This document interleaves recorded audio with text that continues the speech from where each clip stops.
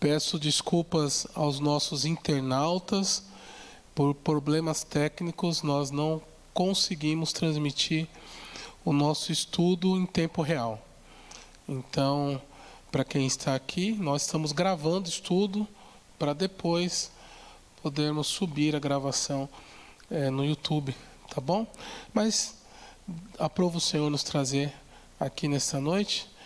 É um prazer adorá-lo, é um prazer estarmos juntos em comunhão e buscando o seu nome. O microfone está aí com os irmãos? Por favor, a gente vai orar. Nossa irmã Meire vai nos dirigir a Deus. Irmã Meire. Vamos orar? Pai querido, Pai amado, nós te agradecemos, Senhor, por mais um dia que o Senhor deu a cada um de nós. O Senhor nos guardou, nos protegeu nos nossos afazeres. O Senhor nos trouxe aqui para aprender mais de Ti, para Te servir, Pai querido, aprendendo a Tua palavra e aprendendo a Te servir de acordo com o que o Senhor requer de cada um de nós. Amém. Perdoe, Senhor, os nossos pecados, as nossas faltas e nos ajude, Pai querido, em nossas dificuldades. Ser conosco neste momento aqui de estudo e que nós estejamos com as nossas mentes, nossos corações, para poder Te aprender e Te servir. É em nome de Jesus que nós oramos. Amém. Amém, Senhor. Vamos abrir a palavra de Deus?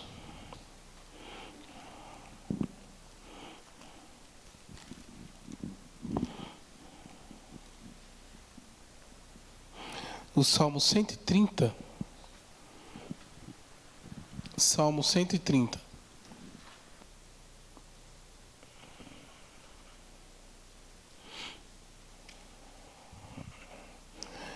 Cântico de romagem. Das profundezas clamo a Ti, Senhor. Escuta, Senhor, a minha voz, e estejam alertas os Teus ouvidos às minhas súplicas. Se observares, Senhor, iniquidades, quem, Senhor, subsistirá? Contigo, porém, está o perdão, para que Te temam. Aguardo o Senhor, a minha alma o aguarda, e eu espero na Sua palavra. A minha alma anseia pelo Senhor, mais do que os guardas pelo romper da manhã. Mais do que os guardas pelo romper da manhã. Espere, Israel, no Senhor, pois o Senhor é misericórdia, nele copiosa redenção. É Ele quem redime a Israel de todas as suas iniquidades. O Senhor nos escuta das profundezas, o Senhor ouve a nossa voz, a nossa súplica, e é por isso que nós clamamos, e é por isso que nós estamos aqui e somos gratos a Ele. Vamos orar? Pedindo, invocando a presença do Senhor no nosso meio. Qualquer irmão ou irmã que desejar orar, levante a mão, o microfone chegará até você, e assim nós vamos ser conduzidos em mais uma palavra de oração. Quem pode orar?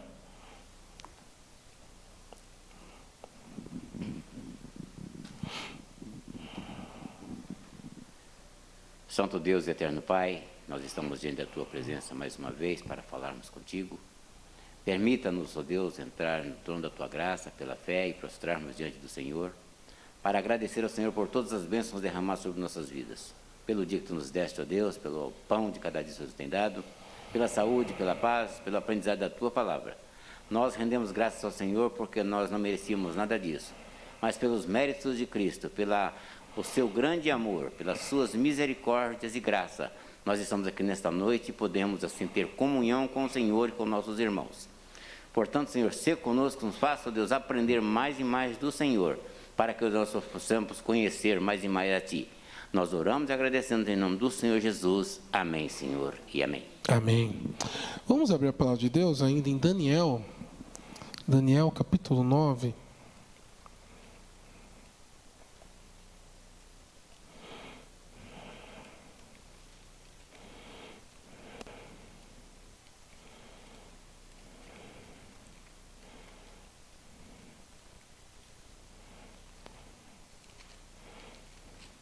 Daniel capítulo 9.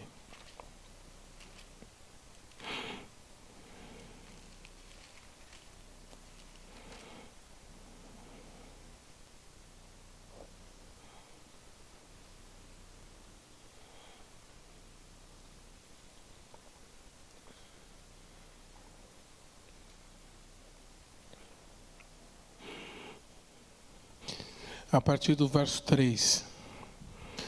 Voltei o rosto ao Senhor Deus para o buscar com oração e súplicas, com jejum, pano de saco e cinza.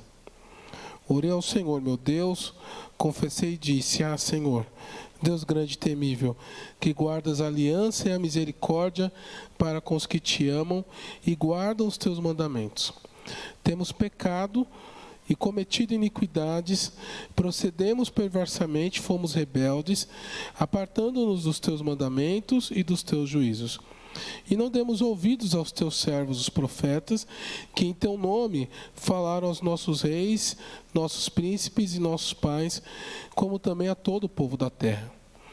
A ti, ó Senhor, pertence a justiça, mas a nós o corar de vergonha, como hoje se vê.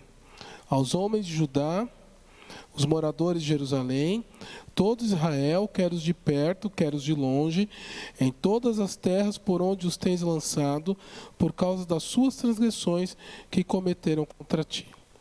Ó Senhor, a nós pertence o corar de vergonha, aos nossos reis, aos nossos príncipes e aos nossos pais, porque temos pecado contra ti. Ao Senhor nosso Deus pertence a misericórdia e o perdão, pois nos temos rebelado contra ele.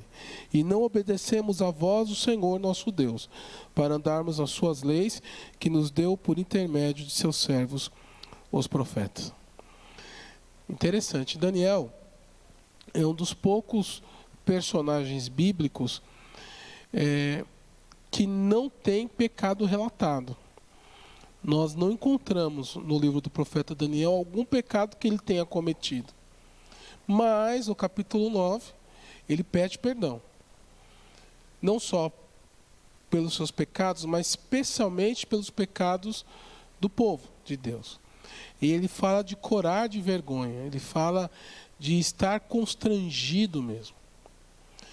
Mas, infelizmente, à medida que nós caímos em pecado e praticamos esses pecados, infelizmente, muitas vezes nós nos deixamos ficar insensíveis.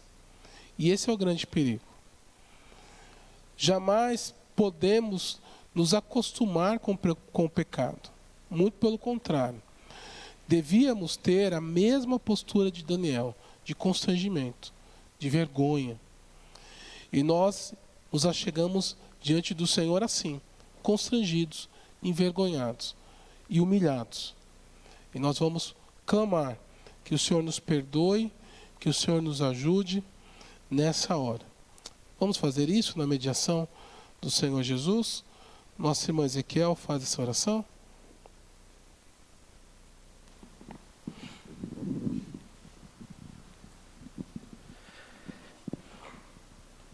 Senhor Deus, nosso Pai, estamos aqui nessa noite para te louvar, te agradecer.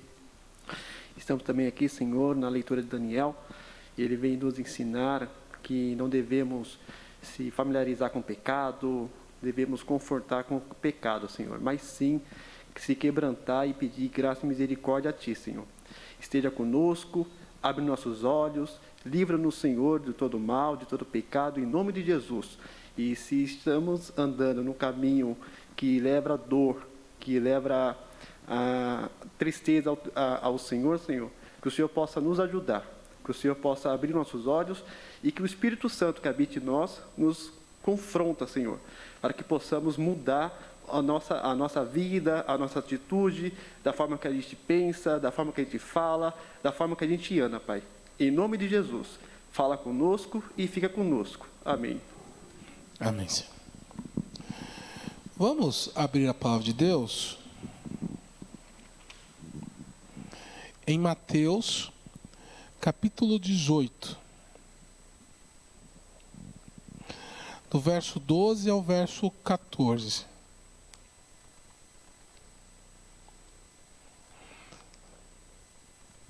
Presbítero Rogério, pode me ajudar na leitura? Mateus 18, 12 a 14.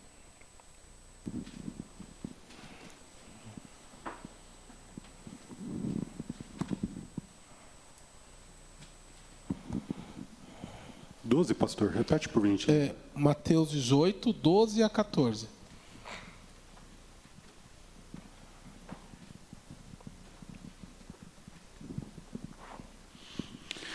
Diz assim a palavra do Senhor: Que vos parece? Se um homem tiver 100 ovelhas e uma delas se extraviar, não deixará ele nos montes as 99, indo procurar que se extraviou? E se porventura a encontrar, em verdade vos digo, que maior prazer sentirá por causa dessa do que pelas 99 que não se extraviaram. Assim, pois, não é da vontade de vosso Pai Celeste que pereça um só destes pequeninos. Ok. Aproveite, meu irmão, que você tem uma voz de trovão. Leia aí Lucas 15, do 4 ao 7, por favor. Lucas 15, 4 a 7.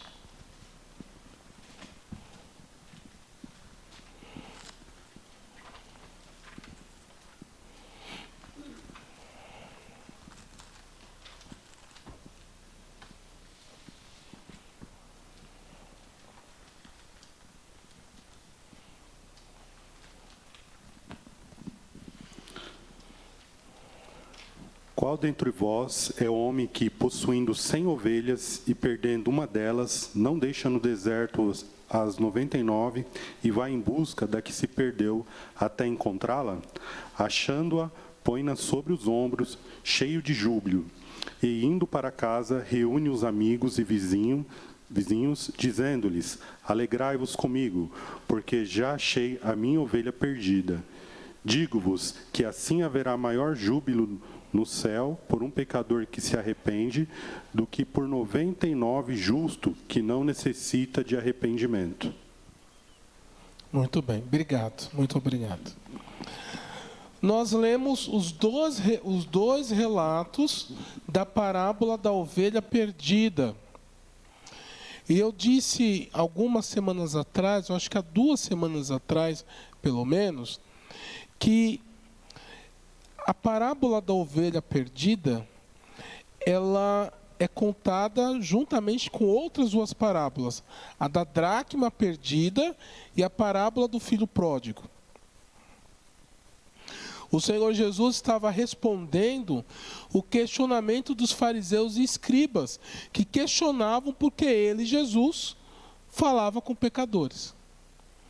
E Jesus responde contando essas 3 parábolas, que são 3 em uma. Mas o Senhor Jesus Cristo quis dar ênfase à sua resposta. E é por isso que ele conta essas 3 histórias. Aliás, a parábola do filho pródigo, conforme nós consideramos na ocasião, ela deveria ser chamada de parábola dos 2 filhos, né? E não só do filho pródigo. Não é contada apenas a história de um filho, o pródigo, mas sim de 2.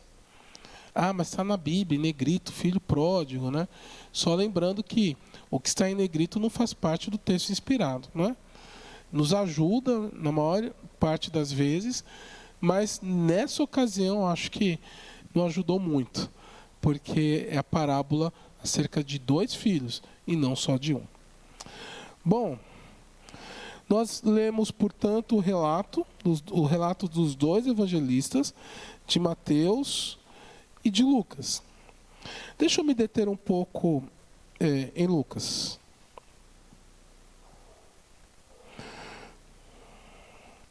Essa parábola da ovelha perdida, ela tem um apelo muito grande entre as crianças, né? Crianças gostam de ovelhas. Então, quantas canções, quanto material é produzido em cima dessa parábola. Bom, Jesus começa a parábola com uma pergunta retórica em Lucas, né?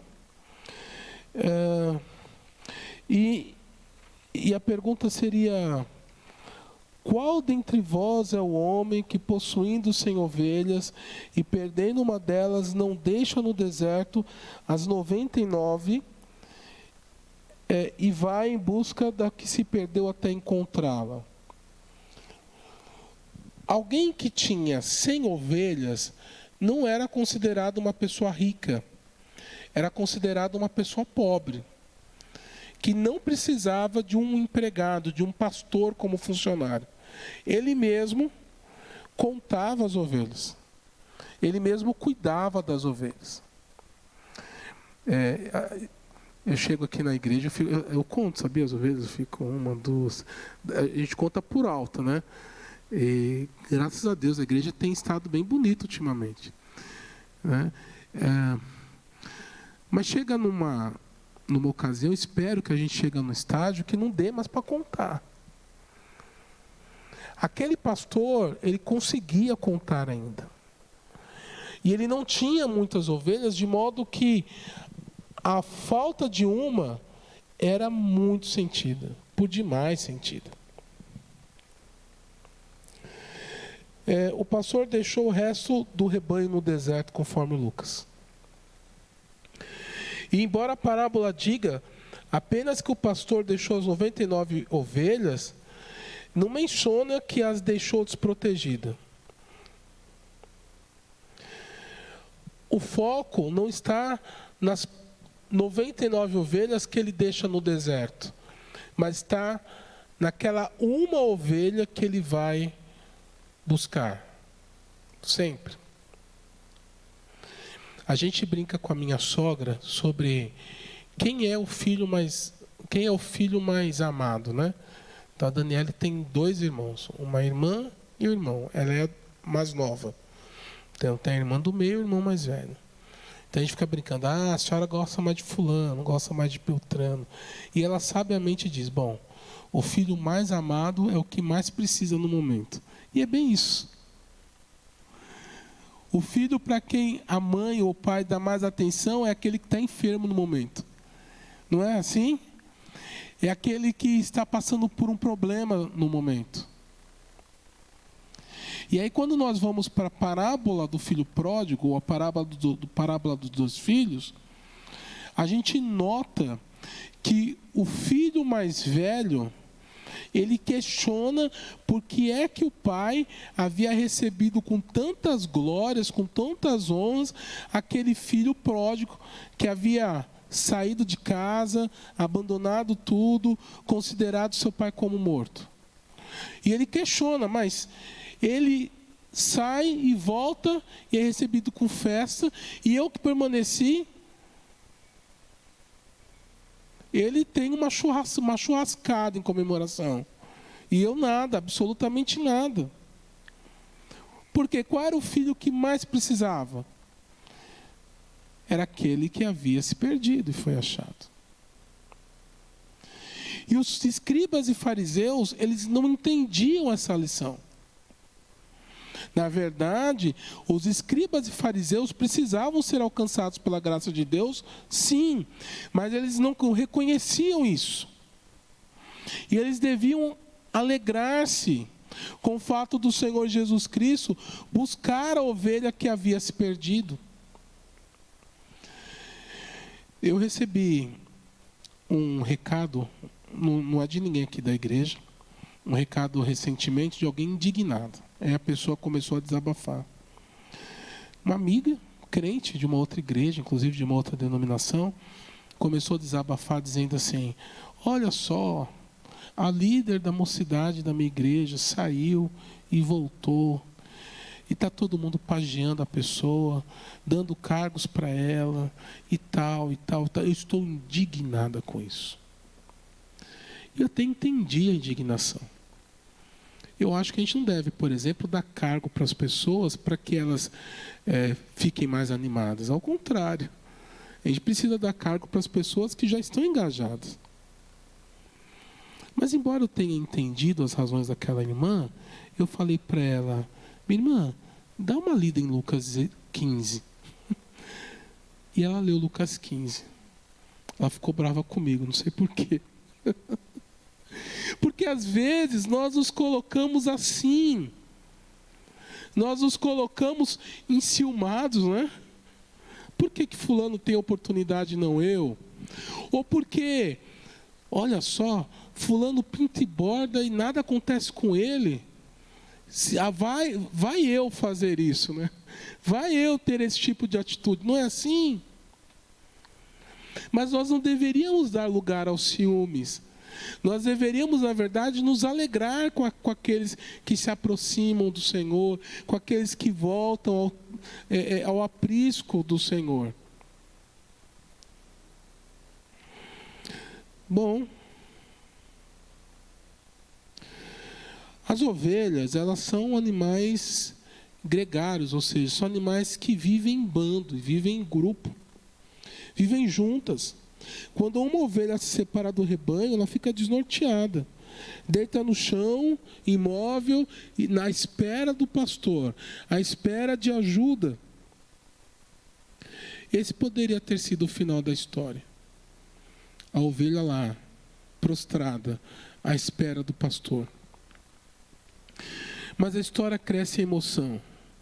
E no seu clímax, com a alegria que toma conta do pastor, Jesus diz: em verdade vos digo que maior prazer sentirá por causa desta do que pelas 99 que não se extraviaram.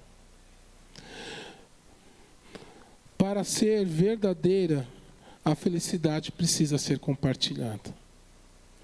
Aquela ovelha volta ao aprisco. E o pastor, com ela nos ombros, regozija e compartilha com os demais. O pastor vai para casa, chama seus amigos, chama seus vizinhos e os convida para se alegrarem com ele. Porque diz: já achei a minha ovelha perdida. Bom,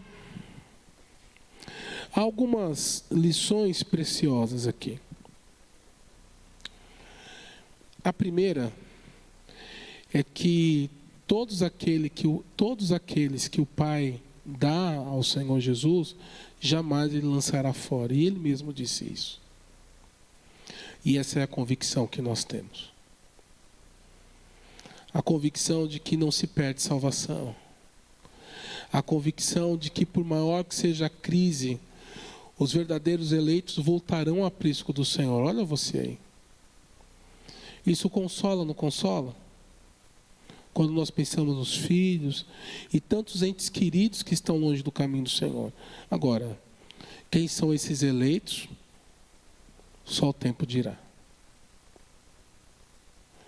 Mas há uma segunda lição bastante preciosa, que é a necessidade de nós nos alegrarmos com a salvação das pessoas. Na verdade, essa deveria ser uma das nossas prioridades de vida, falar do amor de Cristo Jesus. Nós deveríamos nos preocupar com isso. Deveríamos ocupar nosso tempo em ganhar almas e deveríamos nos alegrar com isso. E esse compartilhar daquilo que Deus tem feito diz respeito a nós falarmos deste amor salvífico e transformador que teve o seu ápice na cruz do Calvário. Nós não podemos viver indiferentes com aquilo que o Senhor pode fazer na vida de alguém. Então, preguemos o Evangelho, a tempo e a fora de tempo. E não sejamos iguais aos fariseus e escribas, questionando por quê? Por quê? Acho que Deus está dando atenção demais para fulano, não acha? O nome disso é graça. Nós somos salvos pela graça. Nem eu, nem você somos salvos por merecimentos. Mas somos salvos porque o Senhor Jesus quis nos salvar. Porque aprove Ele nos resgatar do lamaçal do pecado, sem condição, incondicionalmente, ou seja, sem que nós merecêssemos isso. Então, preguemos o Evangelho, demos a devida atenção àqueles que se perdem e nos alegremos à medida que essas vidas são resgatadas e compartilhemos este amor imensurável do Senhor Jesus Cristo. Amém? Alguma pergunta, alguma colocação?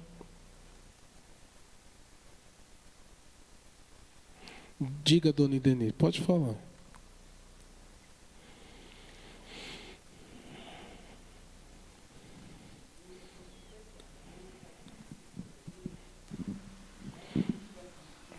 Se alegra sempre. Sempre a gente se alegra quando alguém está no mundo e volta. É uma alegria, né? Inclusive a gente ora quando alguém se afasta da igreja, para que Deus esteja tocando, para que a pessoa volte. Só que pelo tempo que eu tenho de igreja, várias vezes eu já vi, dependendo da pessoa, ela vai para o mundo, todo mundo corre, visita e quer trazer, e outros ficam por lá. Parece que não dão muita atenção.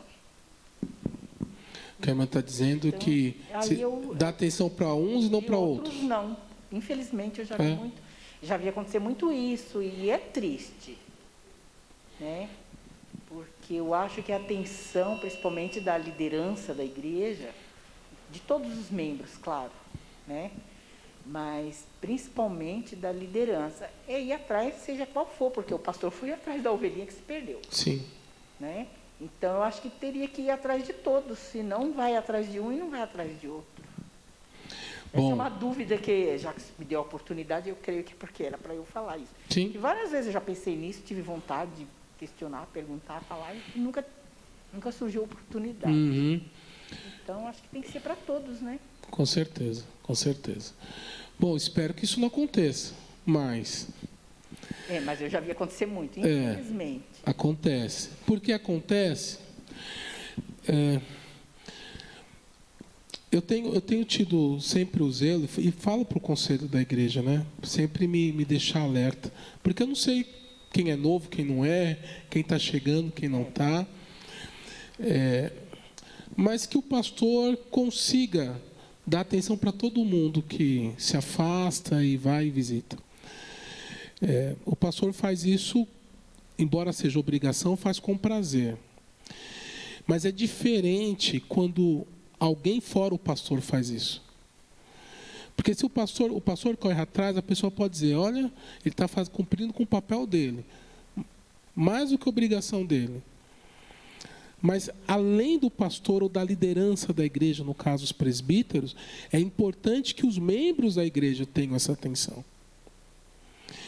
E é interessante, não estou falando que é o caso da senhora, tá bom? Mas é interessante que as pessoas que mais reclamam falta de atenção e falta de visita são aquelas que menos visitam, não é verdade? São aquelas que menos visitam e dão atenção.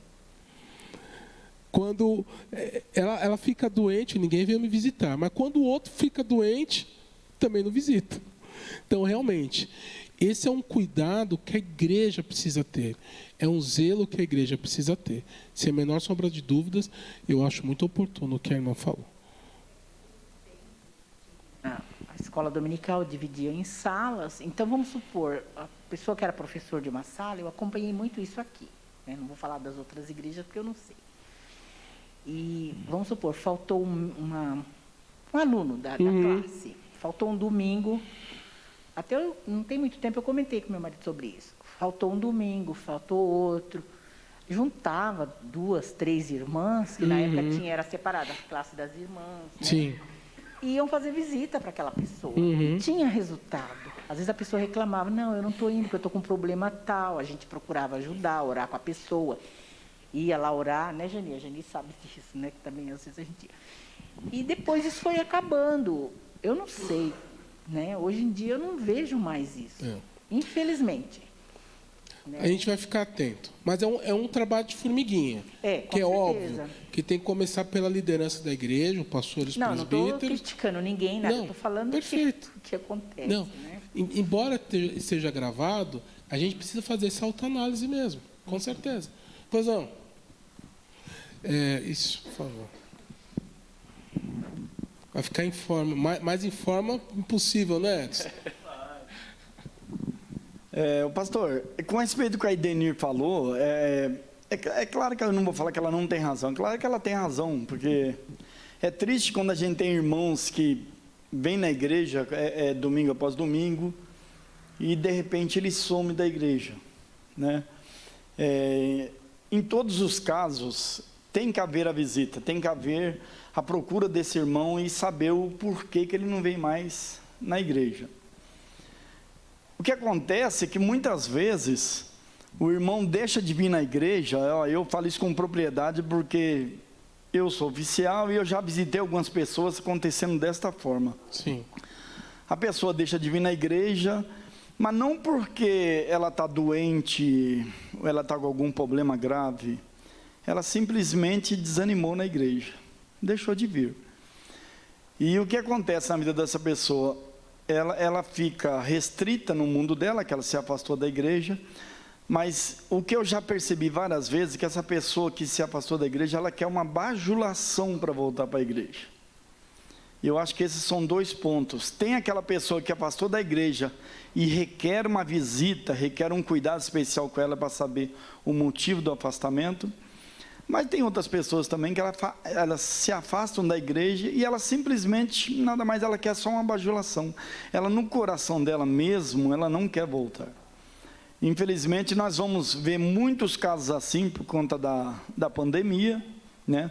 Como já bem disse, desde o começo, essa pandemia veio para agrupar mais irmãos, para dar mais amor, para a gente enxergar que nós temos que dar mais amor às pessoas. A gente era falho nessas partes, mas também ela vai afastar muita gente da igreja, muita gente. E hoje, eu não vou dizer nomes aqui, mas nós temos pessoas aí fora aí que, desde a pandemia, não pisou mais na igreja. E eu vou falar para o senhor assim, para a irmã Idenir também, para ver se ela não só ela, como a maioria. Como a gente é oficial, a gente tem uma visão maior e a gente especula, a gente sabe da vida da maioria das pessoas, membros da nossa igreja. Então, a gente tem membro da nossa igreja que desde a pandemia não veio mais na igreja, mas é separado. Nós temos irmãos aqui que não veio porque se recolheu mesmo por conta da pandemia, mas ele está atento ao que acontece na igreja. Eu vou falar abertamente aqui, ele continua sendo dizimista. Então só vê que o coração dele está aqui na igreja, não por conta de ser só dizimista não, mas ele sempre está atento ao que acontece na igreja.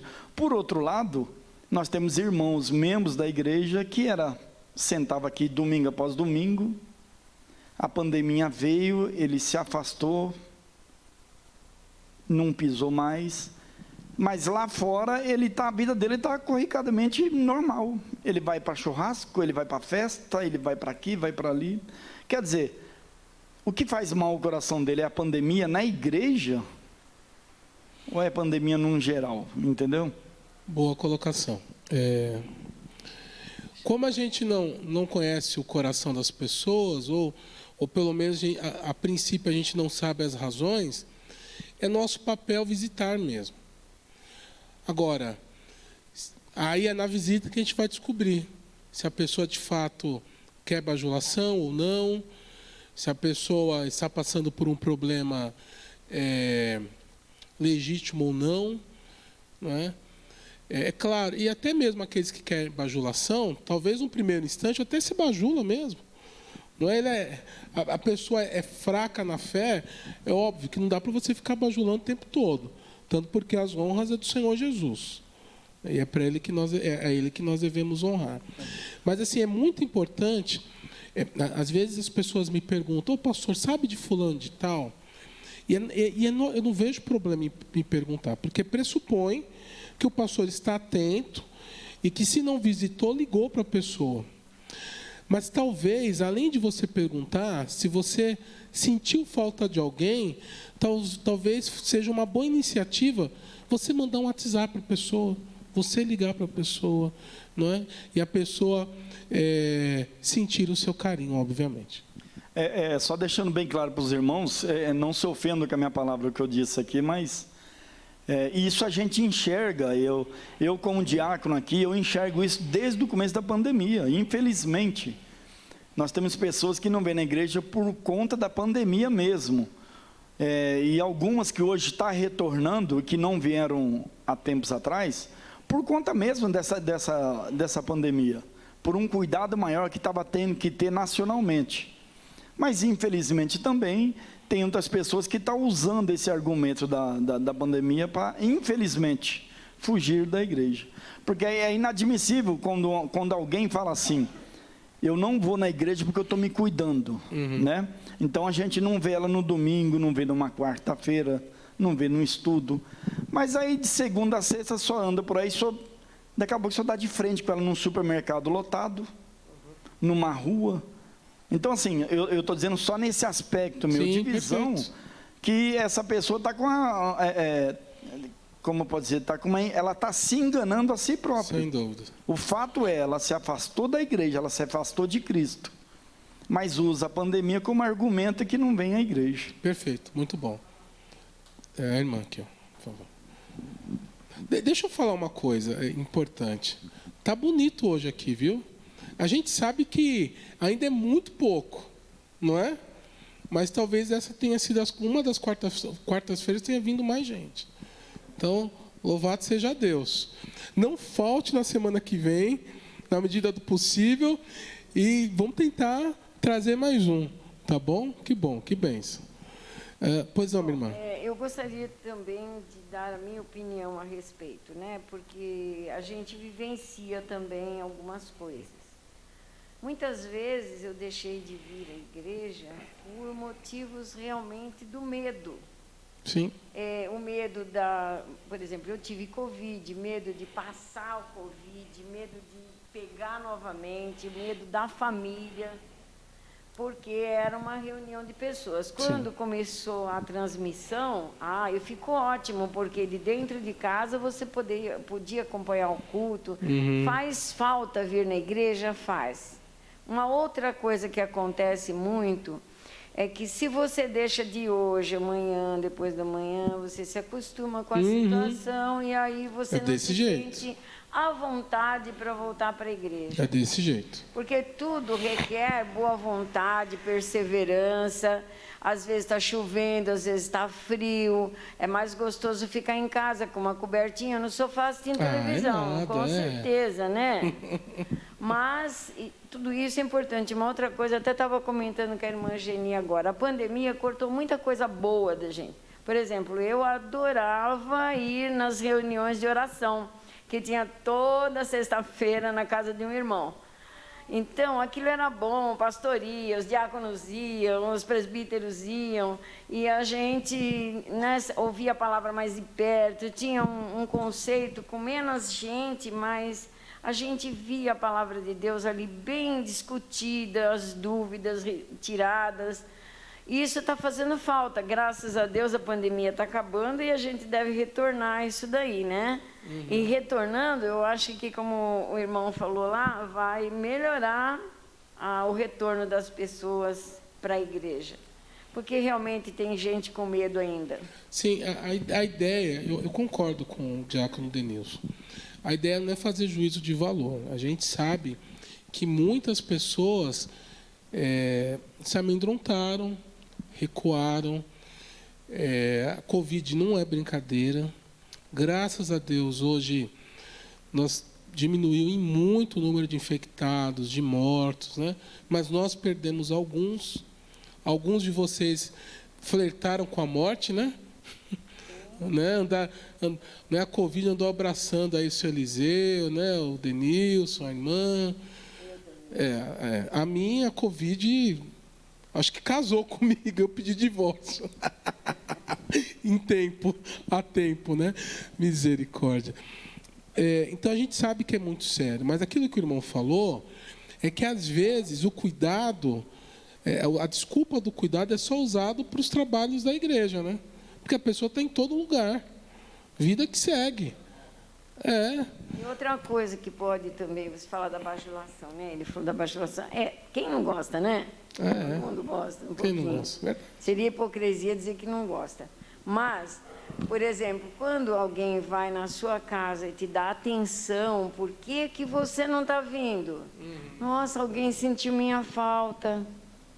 Que bom, porque às vezes a pessoa entra em depressão, precisa tomar cuidado com isso também. Não, o grande ponto independente da motivação da pessoa, é nosso dever buscar, é nosso dever dar atenção, ligar, visitar, isso de fato.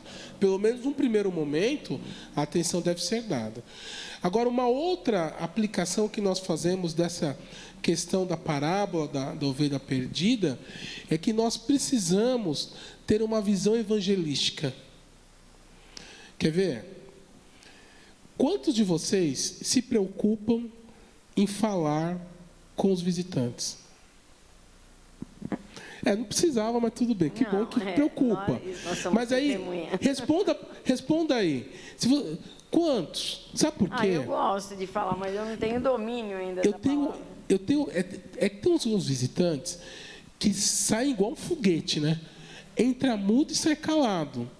Mas tem gente que tem frequentado a igreja alguns domingos, desses que entram mudo e sai calado, que talvez muitos de vocês nunca tenham falado com ele. Isso é importante, não é? Viu alguém diferente na igreja? Vá atrás. Ou sinta-se bem no nosso meio. É verdade que eu não vou falar quem, né? Bom, deixa quieto. Está sendo gravado, vou falar. Quando não gravar mais, eu falo. Às vezes a pessoa não vê a igreja, você acha que é visitante, né? Mas tem muita gente que... E, aliás, a igreja, graças a Deus, ela tem crescido. Não sei se vocês têm observado. Não é? Nós tivemos um recebimento de novos membros, tem uma classe de catecúmenos cheia, tem gente voltando à igreja, tem havido um mover nesse sentido, né? Então a gente precisa ficar atento a isso. Eu fiz uma cobrança na semana passada, dei uma lição de casa, olha, presbíteros, e eu esqueci de cobrar no domingo, né? Não foi? Quantos de vocês convidaram pessoas para virem? Eu convidei uma meia dúzia. Dos meus convidados não vieram nenhum dessa vez, mas eu vou continuar convidando. Né? Tudo bem que eu sou novo aqui no pedaço, então o meu convite não é convite... Normalmente é ir na venda e, viu, eu sou pastor da igreja tal, olha, queria que você fosse lá e tal. Mas o ponto é, quantos de nós temos falado com os visitantes? Quantos de nós temos convidado outros para vir à igreja? Nós precisamos ter essa visão evangelística. Nós precisamos ter essa preocupação. Porque nós não sabemos quais são as ovelhas do Senhor. Nós não sabemos quem são os eleitos de Deus. E é justamente porque nós não sabemos quem são os eleitos de Deus que nós devemos falar e convidar e pregar o evangelho para todas as pessoas. Nem sabemos quem são as ovelhas perdidas. Isso, exatamente. É exatamente isso que eu estou dizendo. Então, vamos falar. Tá bom? Tudo bem?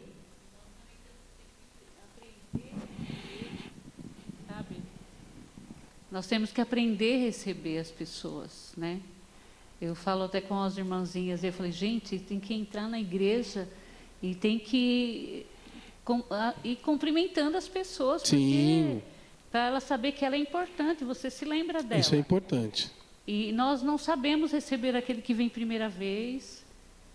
Eu sou meio atrevida, ele chegou, a gente foi lá, né? Chegou o Sandro, a gente... Às vezes fica até chata, né? Porque tanto ficar pegando lá. Mas nós não sabemos, vamos confessar nosso pecado, nós não sabemos ainda receber. Não sabemos. Ficamos ou no nosso cantinho, nas panelinhas, como o senhor fala aí também, panelinhas, e acaba o culto, ficam aí, o pessoal vai embora rápido, porque é visitante. Uhum. Antes de formar o grupo, né? A gente forma os grupinhos e fica conversando. Antes de formar, dá uma olhada, vê quem está visitando a igreja. Vá falar com a pessoa. Aí depois você conversa com quem você quiser conversar e proseia e tudo mais, tá bom? É mesmo irmão da igreja mesmo. Irmão da igreja mesmo, que são os mais antigos, parece que vai ficando invisível. É verdade. Os mais velhos vai ficando invisível dentro da igreja. É verdade, é verdade.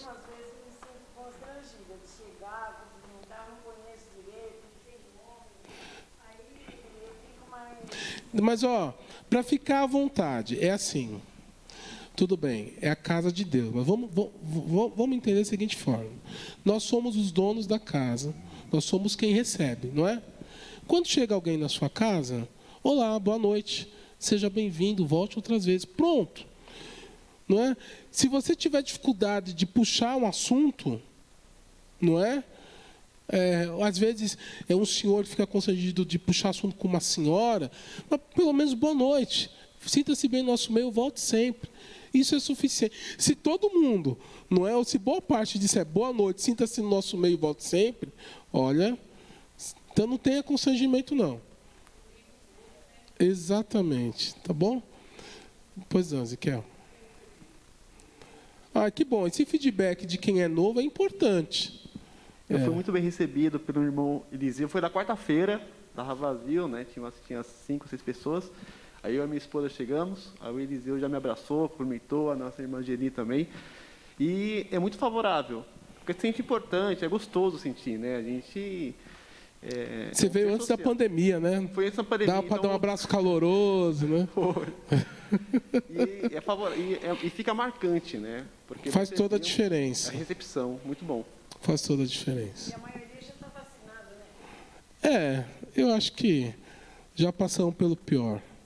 Eu acho. Tá bom. Mais alguém? Eu estava sentindo falta da sua contribuição. O que o senhor está calado? Está bravo? Não, só foi esse mesmo. Não, você é bonitão. aí. Pastor, voltando à parábola. Sim, senhor. A parábola, por exemplo, você focou as duas parábolas, a do filho pródigo e a da ovelha perdida. Passou um pastor por aqui e ele sempre focava uma coisa: a igreja ainda é uma igreja de pecadores. E muitas vezes nós, ao invés de quando vê um irmão fazendo uma coisa boa, e saber, não elogiar, mas chegar para ele, dar um incentivo a ele. Sim, faz parte, claro. Né? Não, nós esquecemos que nós admiramos as pessoas que pecam. Uhum. O pecado é uma coisa normal. Uhum. Nós estamos vindo de lá. Sim. Estamos saindo do pecado. E isso tem me chamado a atenção na igreja. Que muitas vezes a volta da ovelha perdida para a igreja é mais escandaloso que quando ela sai. É mais o quê? É escandaloso. Uhum. Porque as pessoas ficam olhando assim: nossa, mas a pessoa está voltando, será que ela está, né?